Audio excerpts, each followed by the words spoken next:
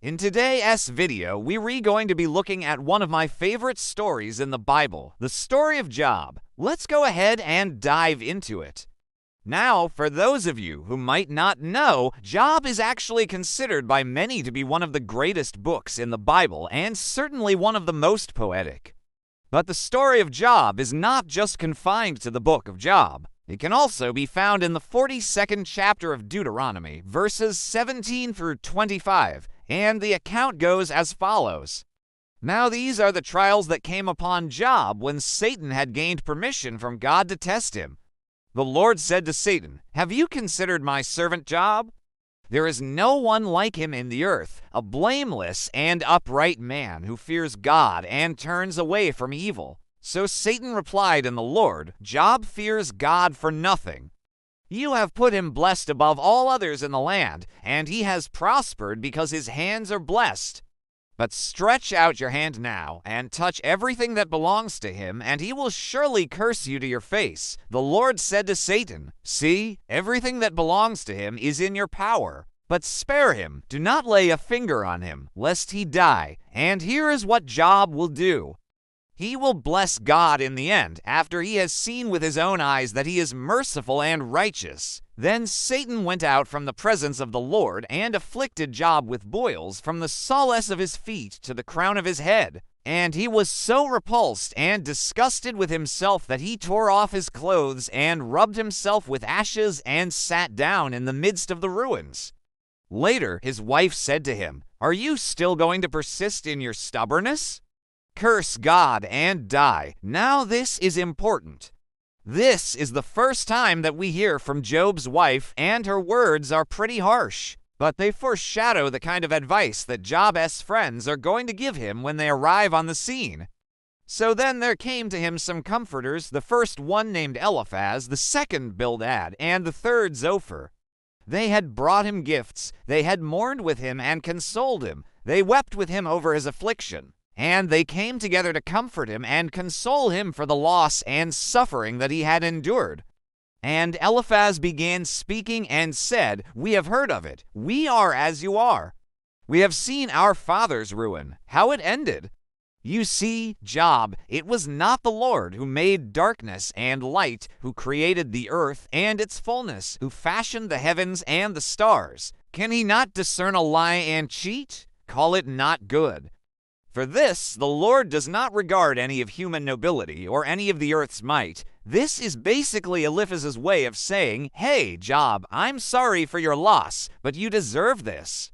You must have done something really bad in order for God to be angry at you." And Bildad, another one of Job's friends, added to Eliphaz's commentary by saying, "After many days, he will come to know, man, that the fire is not hid, that fools and sinners are consumed by it.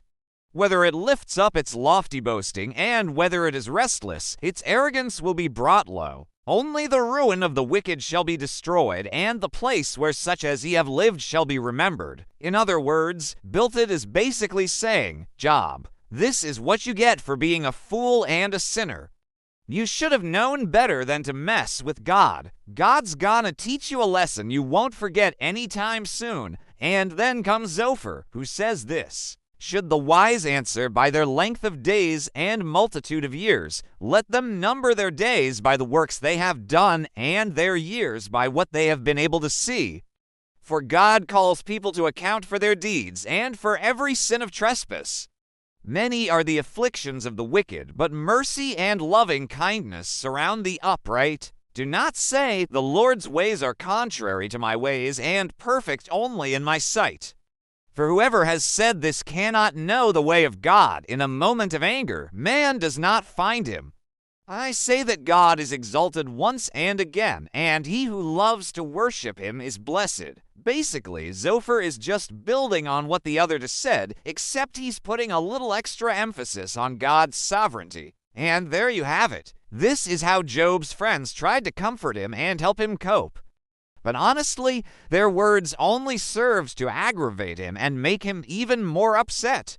And so he responds by saying, "You are men of no worth," giving an answer, and what else? Should the speech of fools profit anything? Would that my words were written down, inscribed in a book, carved in stone, written with lead in the tablets of their hearts, so that Job's words might be imprinted on their flesh, carved in their very bones, saying, Know this, men, if you would turn to God, hope for his graciousness, for he will pardon us abundantly, he will forgive all our iniquities. For this he will not turn back his anger, nor will he hold it against us, nor will he remember our iniquities.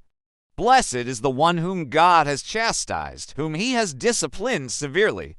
And afterwards he will not spare him for his pain. Blessed is the one whom God corrects. Therefore despise not the discipline of the Almighty, for he makes in exchange, he wounds, but heals, he bruises, but binds up.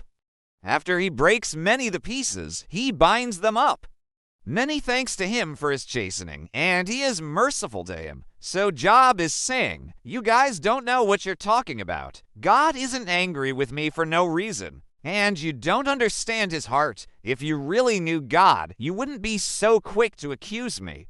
I have never turned away from God, nor have I despised his house.